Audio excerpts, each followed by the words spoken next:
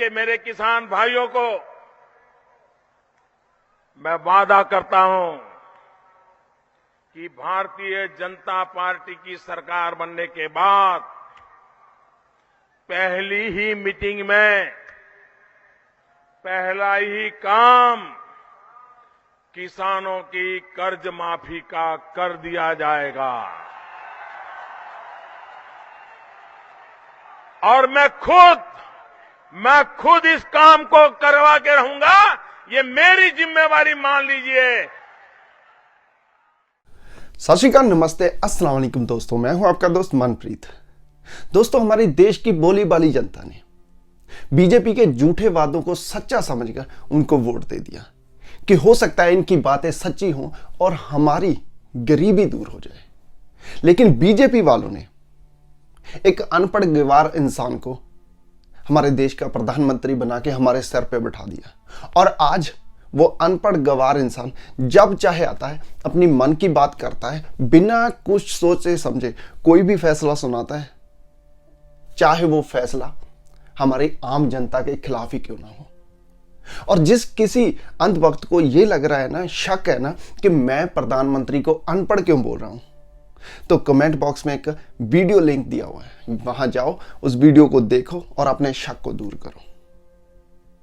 और जो कोई अंधभक्त आज भी मोदी के हर फैसले को सर आंखों पे मान रहा है और बोल रहा है कि मोदी जी जो भी करते हैं अच्छे के लिए करते हैं, तो तुम भी ये वीडियो एंड तक जरूर देखना, क्योंकि तुम्हारे लिए भी एक मैसेज है।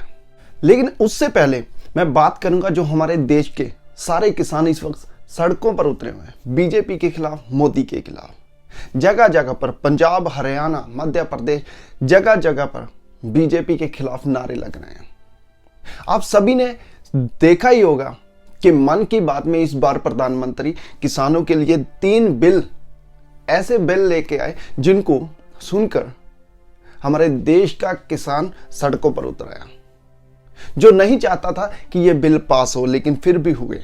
आप सभी जानते होंगे, मैं हर बिल के बारे में बात करके वीडियो को लंबा नहीं करूंगा, डायरेक्ट पॉइंट पे आऊंगा। किसानों का मानना यह है कि अगर ये बिल पास हो गए, अगर ये बिल लागू होते हैं, तो देश से धीरे धीरे करके मंडीकरण खत्म हो जाएगा। मंडीकरण खत्म होने से किसान को मजबूर होकर अपनी फसल प्राइवेट कंपनियों को बेचनी पड़ेगी, और प्राइवेट कंपनियों वाले मनचाहा दाम लगाएंगे और किसान को बेचनी ही पड़ेगी। मतलब प्राइवेट कंपनियां एकजुट होकर, इकट्ठा होकर आपस में सलाह करेंगी कि इस बार किसान की फसल का रेट यह तय किया जाएगा, चाहे वो कितना भी कम हो। नहीं तो किसान की फसल नहीं उठाई जाएगी, तो किसान को मजबूर होकर अपनी फसल बेचनी ही पड़ेगी। क्योंकि पहले यह था कि अगर उसको किसान को दाम अच्छा नहीं मिल रहा तो वो मंडी में जाता था, सरकार की तय किए हुए रेट पे अपनी फसल बेच सकता था। लेकिन जब मंडीकरण खत्म हो जाएगा तो किसान को मजबूर होकर अपनी फसल बेचनी ही पड़ेगी। और दूसरी तरफ हमारे मोदी जी कह रहे हैं कि ये जो बिल पास किए गए, इसमें किसान की ही भलाई है। तो मैं मोदी से पूछना चाहता हूं, क्या तुम्हारी अकल घास चरने गई है? तो ये बिल पास करने से पहले एक बार बिहार की तरफ निगाह घुमा के देखता। बिहार में 2006 में यही बिल पास हुआ था। धीरे धीरे करके वहां से मंडीकरण खत्म हो गया और बिहार के लोग इस वक्त मजदूरी करने के लिए, दिहाड़ी करने के लिए पंजाब, हरियाणा या अलग अलग स्टेट में जा रहे हैं।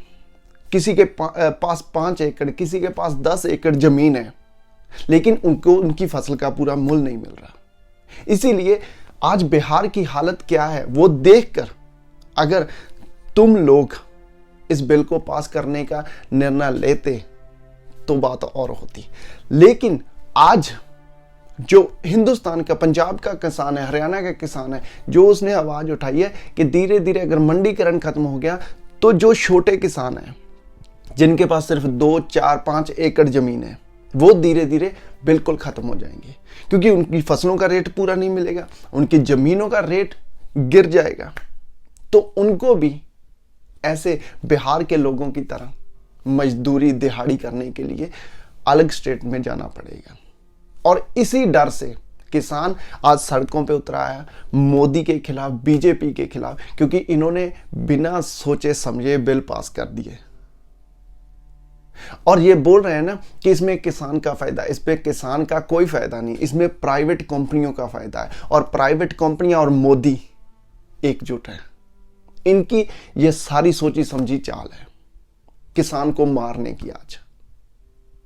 और मैं एक किसानों से बात बोलना चाहता हूं, अगर इतनी दूर तक आप लोग पहुंचे हो ना, इतनी दिल्ली तक पहुंच चुके हो आप लोग, अब पीछे मत हटना, क्योंकि अब पीछे हटे तो ये सरकार सोचेगी हाँ ये 5-10 दिन हल्ला मचाते हैं और बाद में शांत हो जाते हैं।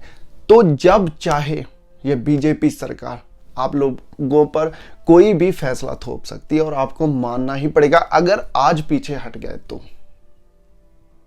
और दूसरी बात, जो अंधभक्त इस फैसले को सही ठहरा रहे हैं और मोदी का समर्थन कर रहे हैं ना इस फैसले से, मैं उनसे पूछना चाहता हूं, ठीक है अगर किसानों को पूरा मूल्य नहीं मिलेगा फसलों का, किसानों को जमीनों का रेट नहीं मिलेगा, किसान खेती करनी बंद कर देगा, चलो ठीक है, भूखे तुम लोग तभी भी नहीं मरोगे, आप खाना खा के ही सोओगे।